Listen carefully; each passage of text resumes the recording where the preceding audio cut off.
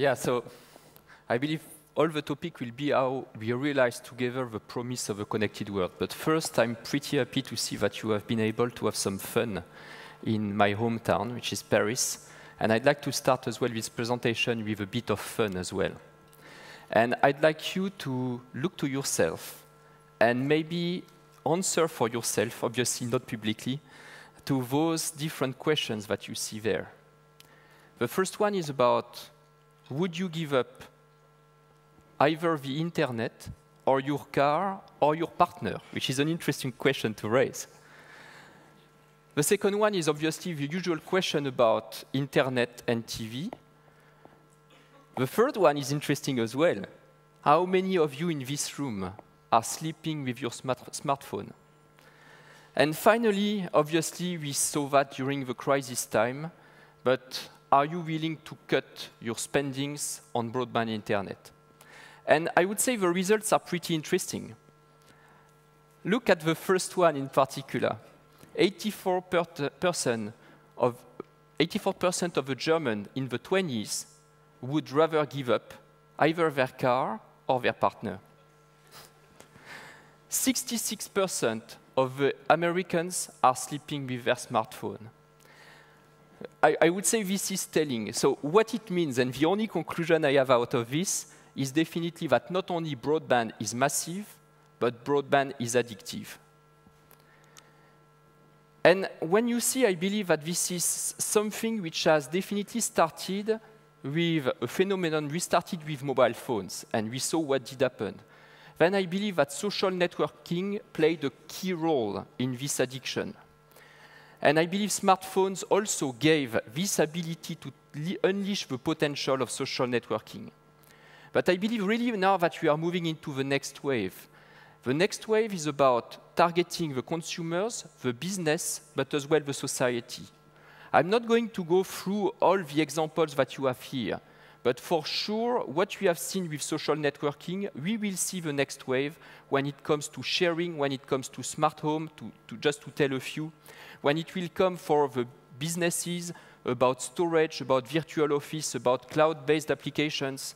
And then finally, what is more interesting is that in terms of society, it's going also to be all about smart cities, as we see, for example, with a lot of attempts and projects in Asia, for instance, and also about how we can help as an industry for smart energy use. But I believe that the conclusion out of that slide is even more important, is that the power has shifted. The power has shifted from, and in terms of creation, from the operators or from the carriers to give somehow, thanks to the apps, thanks to the app stores, we have shifted the power into the hands of the end users. And this is definitely something which is the reason why you see this addiction which is happening today. I believe that if you look, we are just in the middle of the river, crossing the river in this world of addiction, and I believe that this is just only the beginning. Just only the beginning because it relies on three pillars. One pillar is definitely the smart devices. We see what it can do. I believe that what we have seen with the iPhones and with the Droids is definitely one of the direction. But clearly there is two things which are just emerging right now, which are going to put a massive acceleration to everything we do, which is all the cloud-based services, but as well the, what I would call, and I don't like necessarily the word, but the Internet of Things, which is billions of sensors enabling applications.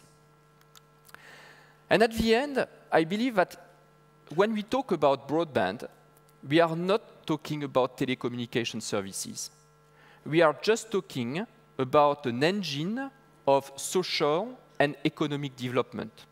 Because it's touching everything we do in life.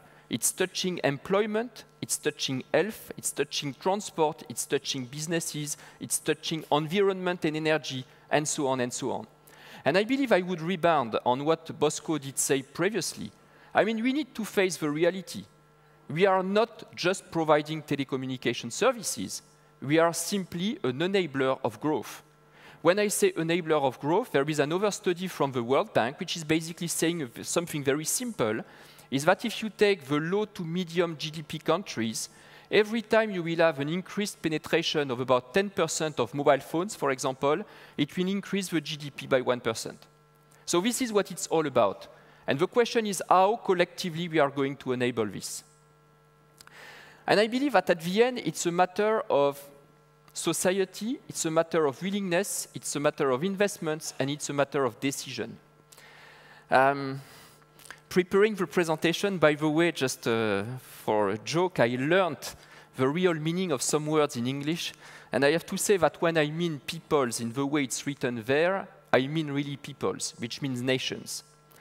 So what it means is that it has to be a clear decision across the globe, otherwise with a huge risk to fall behind, and it has to be a matter of deciding that we enable broadband. I'm extremely pleased that things have accelerated over the last years, but definitely it has to be right in the middle of the agenda of everything we are doing. I do believe that Australia, and I understand the minister was there yesterday, has shown the way. Because as a matter of fact, it was a pretty bold move to decide that you would provide 100 megabits per second to 90% of the population in Australia. And it can take any form. I'm not here to debate about which form of a public investment of whatever format it should take. But the result has to be here. When you look at what is happening in Asia with Australia, with China, what is happening in Brazil now, what is happening in New Zealand, in India, what is happening in America with the push to get 100 million people connected with 100 megabits, then definitely Europe cannot stay behind. And I'm pleased to see the EU digital agenda now with providing 30 megabits for all and 100 megabits for 50% by end of 2020. Now the only question is, shouldn't we accelerate this? Because when you see how fast the world is moving, then definitely this is something that we see where I'm always a little bit afraid that we may fall behind. And then it's all about this slide, which is all about video. I believe I'm not going to go back into what we have seen and explain figures about smartphones and whatsoever. But what is important to keep in mind is that very soon, 2014, we will have about 1.2 billion connected devices, IP-enabled devices, which is one vector of growth. And the second one, we already touched about it, which is the fact that in the networks, whether we like it or not, 70% of the traffic will be very soon video. What it means as well, and it is similar to the figures that we have used, is that in a network today, in prime time, about 37% of the traffic is used for online video. And this is data from the US in particular.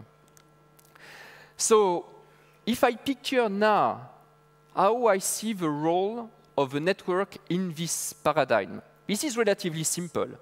At the end, you have on the left, what is your window to the world? The window to the world, and it has changed dramatically over the last 2 years, is that you have basically 3 devices very much connected together in your hands. One is your smartphone, the other one is your tablet, and look what you can do with your tablet, and the third one is TV. And in fact, what is interesting is that the tablet is unleashing capabilities of the screen and of the TV, and vice versa. On the right side, I believe the more we go, the more imagination will be unlimited, but relying on basic functionalities and providing basic services around computing, storing, streaming, gaming, and communication. At the end, your window to the world will also connect to billions of sensors, therefore the Internet of Things, and you may say, what is the role of a network in the middle? And I believe the role of the network of today is very different from the role of the network of tomorrow. Therefore, if you ask me, are the networks of today up to do the job of what we want to do? I would say yes and no. Yes, because in some way it's a little bit of much more of what we do today, but I believe that we need also to have massive changes and revolutions, and I will go in a minute on those revolutions inside the network, in order to provide the bandwidth, the latency, the security, and the reliability that those services will need. And what is interesting is that we have been talking in this industry very much about, I would say, bandwidth. And when you talk about critical services, Internet of Things, you are not talking about bandwidth. It's all about SLAs of round-trip time or latency or things like this. Even if you want a cloud-based service, you are more talking about latency than bandwidth. So it is very important to have a dynamic network in order to be able to provide SLAs depending on the type of service that the end user is going to require. Therefore, the bridge that you see there between the applications and the window to the world and the services which are mainly cloud-based behind. At the end, what it means is obviously a scalable bandwidth. As a matter of fact, all networks have to go IP. We should not talk anymore about fixed and mobile. I mean, this word for me, erase it. It's not about this anymore. Everything is mobile, by the way. It's about scalable bandwidth in a way that you are able to bring massive capacity to the end user in which form ever at the lowest cost per bit. This is one. We had long debates about whether networks had to be intelligent or not, and in my view, it has to be a must, because, and I will come to that, because we cannot imagine to have a flat, big pipe in the middle providing the type of services that we have talked about. It is simply impossible. So we need to enable differentiated services. And last but not least, we cannot continue to expand consumption of the networks at the same pace the traffic is growing. So it means that we need to dramatically change the equation of finding solutions to break this increase of, I would say, energy consumption and go to radical solutions in order to change the path. 5 points I'd like to just quickly browse through. And I believe that the 5 are totally interlinked in order to deliver on the promise of a connected world. I will start by the fact that if everything in the world is mobile, then as a matter of fact, it's all about using all the spectrum which is in your hands. Therefore, LTE, therefore new spectrum, whether it is allocated spectrum with the new frequency bands or the smart combination of unlicensed spectrum with Wi-Fi together with LTE and 3G. So more performances, more spectrum is the starting point. The second point is when you think about energy, when you think about capacity, we cannot stay with the architectures of wireless as it is today.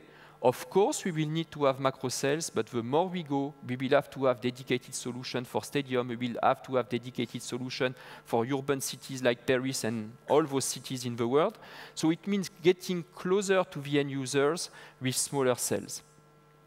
The third one is about a major re-engineering of the wireless networks, bringing the capacity where it needs, getting more efficient. The fourth one is about access, and in that case, fixed access. It's about bringing to reality the agenda of broadband that we have seen.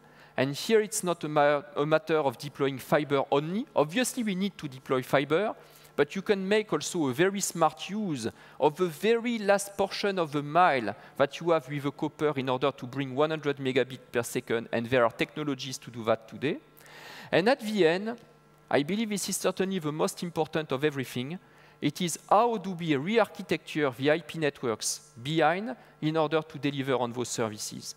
So let me go into some of them very quickly. First one is about what I was mentioning, how to get fast and faster. Pretty simple. I believe we need to accelerate the deployment of broadband. Wherever we can and where it makes sense, let's bring fiber. But as a matter of fact, we have also very often the limitation and of the speed to deploy fiber, either from a business case or either from simply from a timing perspective.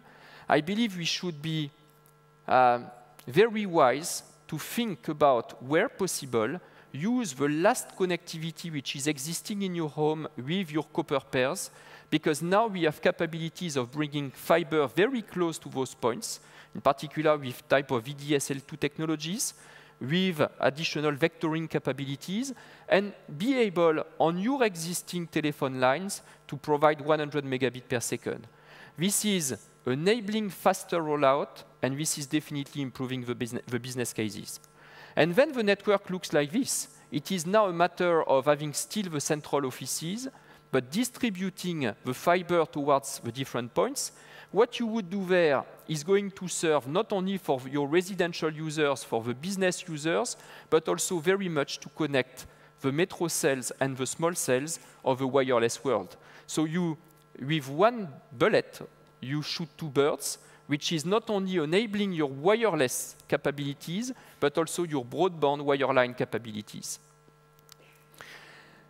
Moving to wireless, I believe, and I had the opportunity to discuss some years ago with some of you, and there was a lot of skepticism about femtocells. And I still admit that there could be skepticism about femtocells, because after you enter into the debate, am I going to use part of my spectrum at home to do that? And obviously, it's always a discussion around dedicated spectrum versus shared spectrum. But then this is existing. This is something which is growing relatively fast. And you can still have a debate whether you are going to use Wi-Fi or your own bandwidth at home. But then I believe that there is no discussion anymore about the fact that metro cells, small cells, is something which is absolutely a must to simply enable the type of bandwidth capacity that we need in the mobile networks. And it takes the whole form that you can see there around enterprise cells, around indoor metro cells, and the more we go around what I call outdoor metro cells, which are simply places where you start to pump the traffic which is existing in order to give some relief to the macro cells. And here anymore, it's not a matter of what is the technology, because the more we go, it will have to be a combination of Wi-Fi, LTE, and 3G. What is interesting as well is that having this type of metro cells gives you the capability to enable services, because you can embed APIs into those small cells, which is providing additional services based on the location, based on the users of the area in which you are. The third point is about re-engineering of the wireless access. And here, it will require massive changes, whether we like it or not. The more we go, the more we will have closer to the end user. It will require to change and to be really technology agnostic in what we do, which means you take several frequency bands and have a unique equipment being able to handle those several frequency bands. You should have equipments in radio which are able to cope with 2G, 3G, and 4G at the same time. It has to be flexible and scalable, which means that you bring the capacity where it needs. Therefore, either you bring together the baseband together with the radio, or you remote the baseband, which gives you a capability of pooling, of clouding the baseband in order to get the capacity. And then finally, it's all about putting in the cloud the controller function in order to allow for economies of scale and flexibility. Last comment, and again, I'd like to finish on this because this is, in my view, the most important one. The most important because at home, we all have IPTV. And I do believe IPTV was extremely well suited for what we had to do, which was multicast 7 years ago. So what it was the invention of what we call service edge routing, which was somehow in the central office, being able to manage the different flows of traffic and give you priority for your IPTV versus your internet. Now, is it something which is suitable for this big move to online? The answer is no, definitely no. The main difference between online and IPTV is obviously one is multicast, the other is unicast, which means what? Which means that even if today 37% of the traffic is video, keep in mind that in some networks, 10% of the users being online are consuming 80% of your resources. What it requires means what you have at the bottom, which is basically three fundamental differences. One is you need to push, and it's not all about Ethernet, it's bringing layer 3 capabilities as close as possible to the end users, and this is what we call the distributed IP edge.